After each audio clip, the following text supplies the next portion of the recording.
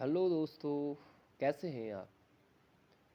आज आपके लिए हिंदी की बहुत ही महत्वपूर्ण प्रश्न लेकर आया हूं, जो सभी प्रकार की परीक्षाओं में पूछे जाते हैं, जैसे UTET, C TET, group C, लेखपाल।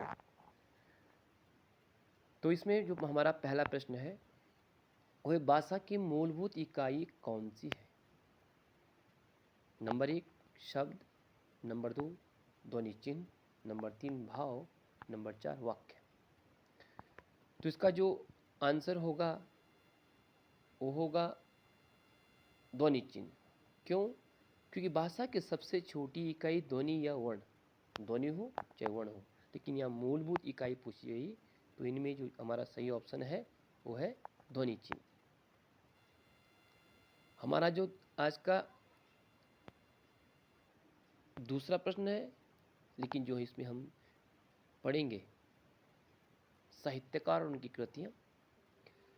आज का जो साहित्यकार और उनकी कृतियों का जो पहला प्रश्न है वो है बीजक। सबसे इम्पोर्टेंट प्रश्न है, बीजक किस की कृति है, किसकी रचना है। इसमें हम जानेंगे नंबर 1 कबीरदास, नंबर 2 तुलसीदास या सूरदास या जायसी। तो बीजक किसकी है? ये है कबीरदास की। इसके साथ आप याद रखेंगे कि कबीरदास की साखियाँ, सवद, रमैनी ये सब पेपर में पूछी जाती है। तो जो बीजक है वो है कबीरदास की। ठीक है। अगला हमारा प्रश्न है सूरसागर। सूरसागर किसकी रचना है? तुलसीदास की है, केशवदास की है, रसखान की है या सूरदास की। जो सूरसागर है वो है सूरदास की रचना। अब जानेंगे तुलसीदास। तुलसीदास की रामचरितमानस बहुत बार पूछी जाती है। रामचरितमानस।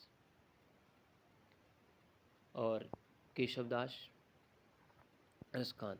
और रसखान की जो प्रेम वाटिका है, प्रेम वाटिका भी जो है कई बार पूछी जाती है। प्रेम वाटिका रसखान की रचना है। तो जो आज हमारा इसका प्रश्न का उत्तर है सूरसागर है सूरदास की। किसकी है? सूरदास की। अब हमारा जो तीसरा प्रश्न है वो है साहित्य लहरी। साहित्य लहरी किसकी रचना है? कई लोग कंफ्यूज हो जाते हैं सूरदास और तुलसीदास में, तो आज हम याद रखेंगे साहित्य लहरी तुलसीदास की है, केशवदास की है, मीराबाई की है या सूरदास की। तो साहित्य लहरी भी किसकी रचना होगी? सूरदास की रचना है। किसकी है? सूरदास की। अगला जो हमारा प्रश्न है वो है प्रेम वाटिका। अभी हमने आपको पहले बताया कि प्रेम वाटिका किसकी रचना है। प्रेम वाटिका कुतुबन की है या याइशी की है, रसखान की है या मैथिली शरण गुप्त की है। प्रेम वाटिका जो रचना है वो है रसखान की। किसकी है? रसखान की। और रसखान ने एक बहुत ही इम्पोर्टेंट जो लिखा है सवैये, सवैये भी रसखान लिखा है, जहाँ पे जो है रसखान भगवान कृष्ण के समीप रहना चाहते। मानुष हो तो वही रसखान, बसो ब्रज गोकुल गाँव के गाँव। रसखान की जो प्रेम वाटिका है इसको आप याद रखेंगे। सवैया बहुत ज़रूरी, पेपर में कई बार पूछ जाता है। तो जो इस प्रश्न का उत्तर है प्रेम वाटिका। प्रेम वाटिका के लेखक हैं रसखान जी। ठीक है। पांचवा जो प्रश्न है वो है साकेत। साकेत किसकी रचना है? मैथिली शरण गुप्त, अयोध्या सिंह उपाध्याय, हरिओद। अयोध्या सिंह उपाध्याय का पूरा नाम आ जाएगा अयोध्या सिंह उपाध्याय हरिओद। कभी कभी हम पेपर में पूछ जाता है हरिओद का पूरा नाम क्या है, तो आप लिखेंगे अयोध्या सिंह उपाध्याय। अब साकेत बिहारी की रचना है, जायसी की है या मैथिली शरण गुप्त की है या अयोध्या सिंह उपाध्याय की। तो जो इसका सही आंसर है वो है मैथिली शरण गुप्त। साकेत किसने लिखी? मैथिली शरण गुप्त ने। और अयोध्या सिंह उपाध्याय बिहारी, जायसी। बिहारी की तो बहुत ही इम्पोर्टेंट जो है प्रसिद्ध है बिहारी सतसई। जायसी की बहुत सारी है, आखिरी कलाम है, अखरावट है। जो हमारा आज का अगला प्रश्न है वो है पृथ्वीराज रासो। दोस्तों, पृथ्वीराज रासो कई बार पेपर में पूछा गया है और इस प्रश्न को आप समझो कि लगभग सभी पेपरों में आता है। पृथ्वीराज रासो किसकी रचना है? सेनापति है या गणानंद की है, चंद्रवृधाई या भूषण की? तो पृथ्वीराज रासो जो लिखी है वो है चंद्रवृधाई। पृथ्वीराज रासो किसकी है? चंद्रवृधाई। जैसे आपने सुना है हिंदी साहित्य में आदिकाल, वक्तिकाल, रीतिकाल और आधुनिक काल। तो जो चंद्रवृधाई यानी कि पृथ्वीराज रासो हैं वो आदिकाल के कवि भी हैं। ठीक है। हमारा जो आज का अगला प्रश्न है वो है तितली। बहुत ही इंपॉर्टेंट प्रश्न है तितली। तितली किसकी रचना है? सुमित्रानंदन पंत की है या सूर्यकांत त्रिपाठी निराला जी की है या जयशंकर प्रसाद की है या महादेवी वर्मा की है? तो तितली जो है वो है जयशंकर प्रसाद की। किसकी रचना है? जयशंकर प्रसाद की। अब आप जानते हैं इसमें जो चारों जो राइटर हैं बहुत इंपॉर्टेंट है, चारों में से 100% 100% पेपर में पूछ जाएगा। सुमित्रानंदन पंत, जिनको 1968 यानी कि 1968 में क्या मिला था? ज्ञानपीठ पुरस्कार।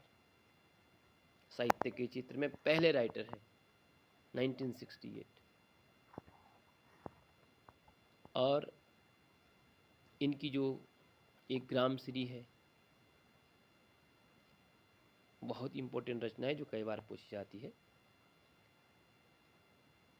अगले हैं हमारे सूर्यकांत त्रिपाठी निराला। सूर्यकांत त्रिपाठी निराला बहुत इंपॉर्टेंट राइटर हैं जिन्होंने उत्साह, अट नहीं रही, बादल राग कई इन्होंने लिखी है। तो इसके बारे में भी आप जानकारी आगे हमारी जो वीडियो बनेगी उसमें विस्तृत रूप में हम प्रत्येक कवि के बारे में पढ़ेंगे। अगला जो हमारा प्रश्न है वो है भारत भारती। भारत भारती किसकी रचना है? मैथिली शरण गुप्त की है, वृंदावन लाल वर्मा की है, राम कुमार वर्मा की है, जयशंकर प्रसाद की है? तो भारत भारती किसकी है? मैथिली शरण गुप्त। किसकी रचना है? मैथिली शरण गुप्त की रचना। अगला हमारा जो प्रश्न है वो है यामा। यामा किसकी रचना है? रामधारी सिंह दिनकर की है, महादेवी वर्मा की है, निराला जी की है या जयशंकर प्रसाद की? तो जो यमा है वो है महादेवी वर्मा। और महादेवी वर्मा को आधुनिक युग की मीरा भी कहा जाता है। क्या कहा जाता है? आधुनिक युग की मीरा। अगला जो हमारा प्रश्न है वो है गोदान। गोदान किसकी रचना है? ये कई बार पूछ जाता है। गोदान है यशपाल की है, भगवती चरण वर्मा की है, प्रेमचंद की है, वृंदावन लाल वर्मा की है? तो जो गोदान है वो है प्रेमचंद की रचना। किसकी है? प्रेमचंद का। प्रेमचंद जी का जन्म कहाँ हुआ? ये बहुत बार पूछ जाता है। लमही में हुआ या कर्मनाशा, इसमें कंफ्यूज होते हैं। तो प्रेमचंद का जन्म लमही में हुआ। ठीक है। तो आज के प्रश्नावली हम यहीं पर समापन करते हैं और